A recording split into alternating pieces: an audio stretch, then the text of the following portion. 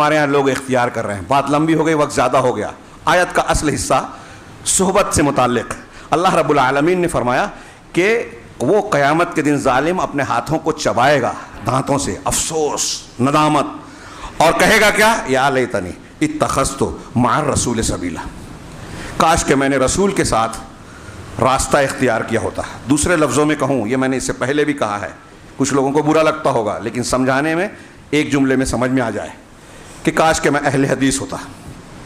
قیامت کے دن بندہ کہے گا کاش میں اہل حدیث ہوتا. وہ اہل حدیث نہیں جو نام کے ہیں, اپنے آپ کو اہل حدیث کہہ رہے ہیں اور ان کو توحید کے شرائط نہیں معلوم, علامہ سمجھتے ہیں, مولویوں پہ تنقید کرتے ہیں, لیکن جماعت اجتماعیت کا معنی ان کے خواص نہیں جانتے, عوام کیا جانیں گے.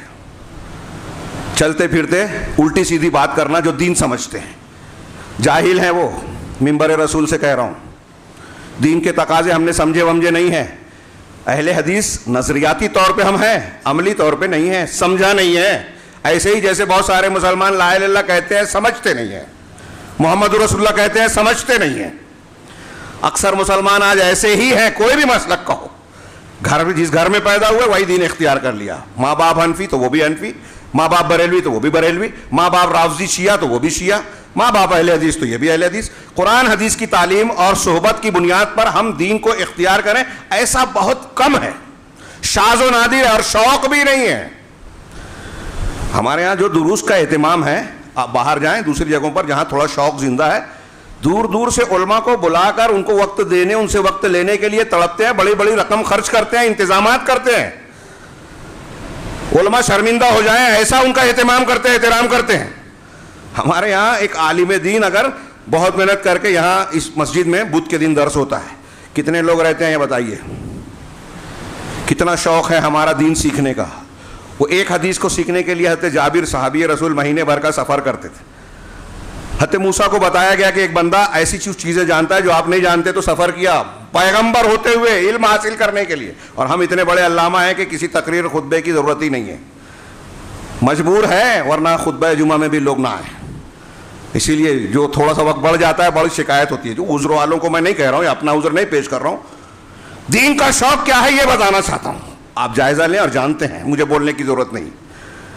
تو اللہ کے رسول, اللہ تعالیٰ کہہ رہا ہے کہ قیامت کے دن کہے گا کاش میں رسول کا ساتھ پکڑا ہوتا, یا ویلتا, ہاں رسول کے راستے پر چل رہا. اتخذت مع الرسول سبیلا, لفظی ترجمہ کہ رسول کے ساتھ راستہ پکڑا ہوتا, رسول کا ساتھ, رسول کو اختیار کیا ہوتا بطور راستہ.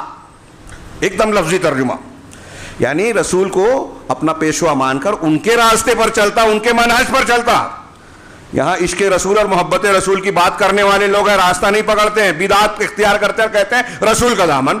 رسول کا دامن آپ نے پکڑا ہی نہیں ہے. بدعت جب آپ نے اختیار کی رسول کے دشمن بن گئے. کہا یا ویلتا لیتنی لم اتخذ فلانا خلیلا, ہائے افسوس, ڈبل ڈبل کہا یا ویلتا لیتنی, یعنی انتہائی سخت قسم کا افسوس, ندامت, پچھتاوا ہوگا. کیا فائدے کا, کہے گا کاش, ہائے افسوس, میں نے فلاں کو اپنا خلیل, خالص دوست نہ بنایا ہوتا. اب خالص دوست جس کو بنایا اس کے ساتھ سنگت میں رہ رہا ہے. وقت نہیں ہے میں اس حدیث کی طرف اشارہ کروں.